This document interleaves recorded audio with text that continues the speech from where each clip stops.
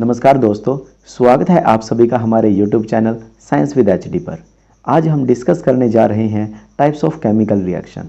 देखिए, ये तो हमने पहले जान लिया था कि अगर किसी सब्सटेंस के अंदर कोई केमिकल चेंज होता है तो वहाँ केमिकल रिएक्शन है। और जब भी केमिकल रिएक्शन होगा तो वहाँ पे दो चीज़ें ज़रूर होंगी, एक बॉन्ड ब्रेकिंग और दूसरा बॉन्ड मेकिंग। इस जनरल रिएक्शन को देखते हैं जिसमें A2 मॉलिक्यूल B2 मॉलिक्यूल के साथ रिएक्ट करके AB प्रोडक्ट बना लेता है। A2 मॉलिक्यूल में AA एटम्स के बीच में पहले से ही बॉन्ड प्रेजेंट है और इसी तरह B2 मॉलिक्यूल में भी BB एटम्स के बीच में बॉन्ड प्रेजेंट है। अब बॉन्ड ब्रेकिंग और बॉन्ड मेकिंग की दो पॉसिबिलिटियां बनती हैं। पहली पॉसिबिलिटी है कि A2 मॉलिक्यूल और B2 मॉलिक्यूल एक दूसरे के कांटेक्ट में आते हैं और atom A and atom B एक दूसरे के साथ एक नया बॉन्ड बना लेते हैं और जैसे ही नया बॉन्ड बनता है तो पहले से प्रेजेंट बॉन्ड ब्रेक हो जाता है, जिसके कारण एक नया सब्सटेंस प्रोड्यूस होता है। और दूसरी पॉसिबिलिटी है कि A2 मॉलिक्यूल और B2 मॉलिक्यूल्स के एटम में पहले से जो बॉन्ड प्रेजेंट हैं वो ब्रेक हो जाएंगे और उसके बाद atom A and atom B आपस में न्यू बॉन्ड बनाकर एक न्यू सब्सटेंस प्रोड्यूस। इन केमिकल रिएक्शंस में एक खास बात और होती है कि जो एटम्स रिएक्टेंट के अंदर होते हैं वही एटम्स आपको प्रोडक्ट के अंदर भी नजर आएंगे। ना तो कोई नया एटम्स आपको दिखेगा और ना ही रिएक्टेंट के अंदर जो एटम्स थे उनमें से कोई गायब मिलेगा। अब बात करते हैं केमिकल रिएक्शंस के टाइप के बारे में, जो हैं combination reaction, decomposition reaction, displacement reaction and double displacement reaction. तो हम सबसे पहले डिस्कस करेंगे कॉम्बिनेशन रिएक्शंस के बारे में। जैसा कि इस रिएक्शन का नाम है कॉम्बिनेशन, तो कॉम्बिनेशन का अपना एक मीनिंग निकलता है जो है जुड़ना और मिलना। जैसे हमारे पास एक डिजिट है 9 और अब मैं आप लोगों को कहता हूं कि इसको जोड़ो, तो आप लोग वेट करोगे कि कब मैं दूसरी डिजिट बोलूंगा, क्योंकि आप सिंगल डिजिट को नहीं जोड़ पाओगे। जोड़ने के लिए दूसरी डिजिट का होना जरूरी है जिसके अंदर आप लोग उसको जोड़ोगे। साथ में मैंने दूसरी डिजिट बोल दी 3, तो आप लोग एकदम से 12 इसका आंसर दे पाओगे। अगर हम किसी सब्सटेंस को जोड़ना चाहते हैं तो एट लीस्ट 2 सब्सटेंस का होना बहुत जरूरी है।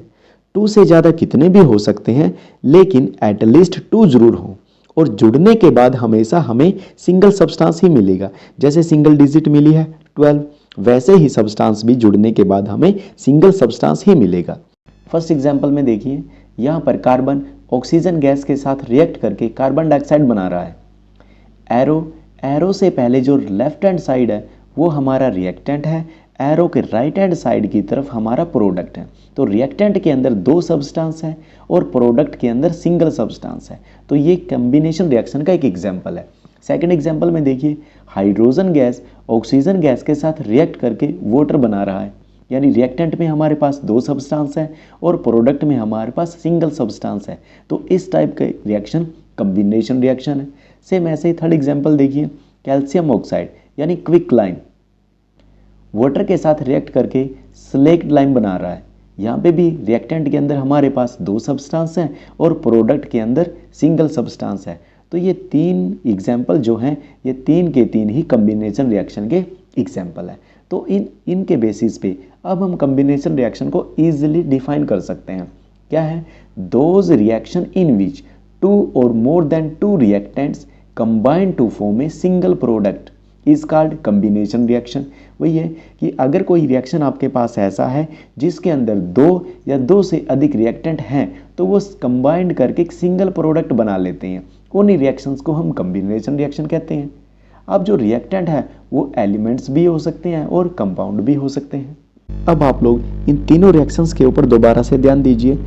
फर्स्ट और सेकंड रिएक्शंस के अंदर हमें प्रोडक्ट मिला है, लेकिन थर्ड रिएक्शंस के अंदर हमने प्रोडक्ट के साथ साथ हमें हीट एनर्जी भी मिली है। यानी जो थर्ड रिएक्शंस है वो इन दोनों से अलग है, इसलिए थर्ड रिएक्शंस को हम एक्सोथर्मिक रिएक्शंस भी कहते हैं। एक्सोथर्म जो वर्ड है ये दो वर्ड से मिलकर बना है। फर्स्ट एक्सो, सेकंड थर्म। एक्सो वर्ड आया एग्जिट से, एग्जिट का मतलब होता है निकलना, और जो थर्म वर्ड आया थर्मल से, थर्मल का मीनिंग होता है हीट। तो एक्सोथर्मिक का मतलब हुआ कि जिसमें से हीट एनर्जी निकलती है। तो reaction in which heat is release along with the formation of product are called exothermic reaction. यानी ऐसे रिएक्शन जिसमें प्रोडक्ट के साथ साथ हीट एनर्जी भी रिलीज होती है, उन्हीं रिएक्शन को एक्सोथर्मिक रिएक्शंस कहते हैं। जो ऊपर के दो रिएक्शंस हैं ये सिर्फ कम्बिनेशन रिएक्शन है, और जो थर्ड एग्जाम्पल हमने किया है वो कम्बिनेशन रिएक्शन भी है और साथ में एक्सोथर्मिक रिएक्शन भी है, क्योंकि इसके अंदर प्रोडक्ट के साथ साथ हीट एनर्जी भी रिलीज हुई है, इसलिए इसको एक्सोथर्मिक रिएक्शन भी कहते हैं। आपको एक इंटरेस्टिंग बात और बता देते हैं, कैल्शियम हाइड्रोक्साइड यानी स्लेक्ट लाइम का यूज़ वाइट वॉशिंग के लिए किया जाता है। आप लोगों ने आमतौर पर देखा होगा कि जब हम घर की पुताई करवाते हैं यानी वाइट वॉश करवाते हैं तो उस टाइम दीवारें इतनी शाइन नहीं करती, लेकिन 2 या 3 दिन के बाद दीवारों पर चमक आ जाती है। तो ऐसा क्यों होता है? ऐसा इसलिए होता है क्योंकि एयर के अंदर कार्बन डाइऑक्साइड गैस है और हमारी दीवारों पर स्लेक्ट लाइम यानी कैल्शियम हाइड्रोक्साइड की लेयर है। तो वो एयर इस कैल्शियम हाइड्रोक्साइड के जब कांटेक्ट में आती है तो दोनों आपस में रिएक्ट करके कैल्शियम कार्बोनेट की एक लेयर बना लेते हैं, और इस कैल्शियम कार्बोनेट की लेयर की वजह से ही दीवारों के ऊपर चमक आती है। तो कैल्शियम कार्बोनेट जो है CaCO3, यह एक केमिकल फार्मूला है मार्बल का। वैसे तो एक्सोथर्मिक रिएक्शन के बहुत सारे एग्जाम्पल हैं, लेकिन हम कुछ ही डिस्कस करेंगे, जैसे burning of natural gas. Natural gas का केमिकल फार्मूला है CH4। मीथेन, मीथेन को ऑक्सीजन की प्रेजेंस में बर्न करेंगे तो हमें कार्बन डाइऑक्साइड, वाटर के साथ साथ हीट एनर्जी भी मिलेगी। यानी रिएक्टेंट से जब प्रोडक्ट बनता है तो उसमें से हीट एनर्जी निकली है, इसलिए ये भी एक्सोथर्मिक रिएक्शन का एग्जाम्पल है। नेक्स्ट एग्जाम्पल है रेस्पिरेशन। रेस्पिरेशन भी एक रिएक्शन ही है जो हमारी बॉडी के अंदर होता है। किसी भी काम को करने के लिए हमें एनर्जी की ज़रूरत है, वो एनर्जी हमें फूड से मिलती है, और फूड डाइजेस्ट होता है डाइजेस्टिव एंजाइम के द्वारा।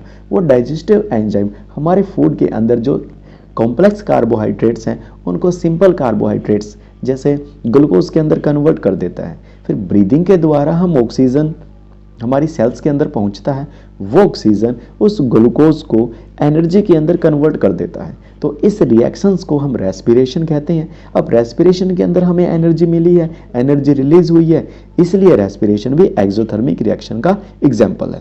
थर्ड एग्जाम्पल है decomposition of vegetable matter into compost.